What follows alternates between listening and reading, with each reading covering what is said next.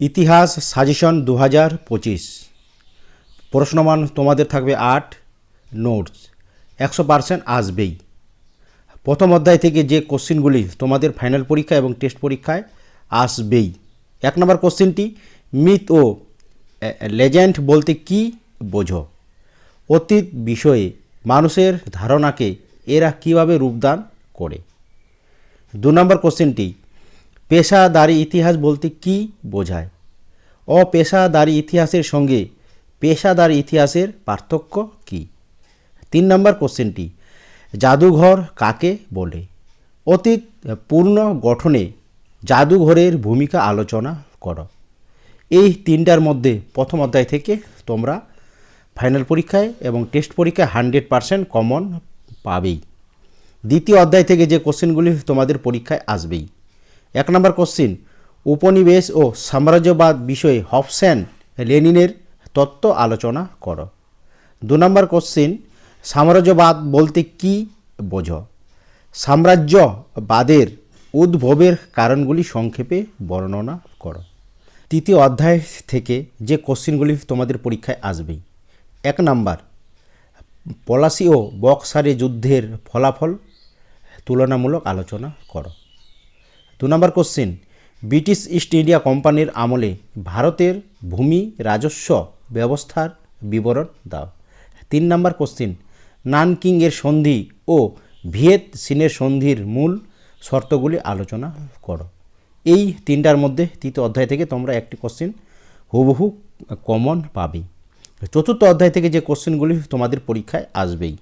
1 নম্বর, চীনের 4 মে আন্দোলনের কারণগুলি বিশ্লেষণ করো। এই আন্দোলনের প্রভাবগুলি আলোচনা করো। 2 নম্বর কোশ্চেন, আলিগড় আন্দোলনের একটি সংক্ষিপ্ত বিবরণ দাও। 3 নম্বর কোশ্চেন, ব্রিটিশ শাসনকালে আদিবাসী ও দলিত সম্প্রদায়ের বিবরণ দাও। 4 নম্বর কোশ্চেন, বাংলায় নবজাগরণের প্রকৃতি আলোচনা করো। এর সীমাবদ্ধতা কি ছিল? এই 4টির মধ্যে চতুর্থ অধ্যায় থেকে একটি তোমরা অবশ্যই 100% কমন পাবেই। পঞ্চম অধ্যায় থেকে যে কোশ্চেনগুলি তোমাদের পরীক্ষায় আসবেই। 1 নম্বর কোশ্চেন, মন্টেগু চেমসফোর্ড সংস্কার আইনের 1919 সমালোচনামূলক আলোচনা করো। 2 নম্বর কোশ্চেন, লখনৌ চুক্তির শর্তাবলী উল্লেখ করো।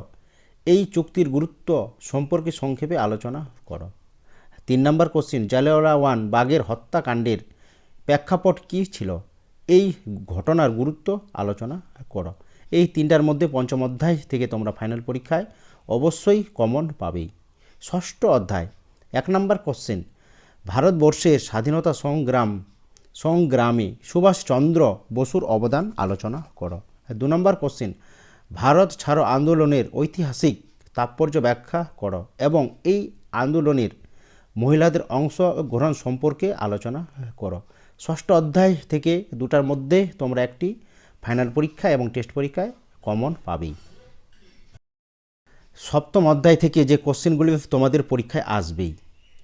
1 নম্বর কোশ্চেন, হো চি মিনের নেতৃত্বে ভিয়েতনামের মুক্তিযুদ্ধের একটি সংক্ষিপ্ত বিবরণ দাও। 2 নম্বর কোশ্চেন, ট্রুম্যান নীতি কি? মার্শাল পরিকল্পনার উদ্দেশ্যগুলি কি ছিল?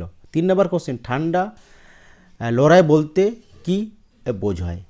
ঠান্ডা লড়াইয়ের তাত্ত্বিক ভিত্তি ব্যাখ্যা করো। সপ্তম অধ্যায় থেকে এই 3টার মধ্যে একটা তোমরা 100% কমন পাবেই। অষ্টম অধ্যায় থেকে যে কোশ্চেনগুলি তোমাদের পরীক্ষায় আসবে। 1 নম্বর কোশ্চেন, বাংলাদেশের মুক্তিযুদ্ধের সংক্ষিপ্ত পরিচয় দাও। এই যুদ্ধের ভারতের ভূমিকা কি ছিল? 2 নম্বর কোশ্চেন, উপনিবেশীকরণ বলতে কি বোঝায়? এর সামাজিক, রাজনৈতিক ও অর্থনৈতিক তাৎপর্য ব্যাখ্যা করো। 3 নম্বর কোশ্চেন, স্বাধীন বাংলাদেশের উত্থানে শেখ মুজিবুর রহমানের ভূমিকা আলোচনা করো। এই 3টার মধ্যে অষ্টম অধ্যায় থেকে তোমরা 100% ফাইনাল পরীক্ষা এবং টেস্ট পরীক্ষায় কমন পাবেই।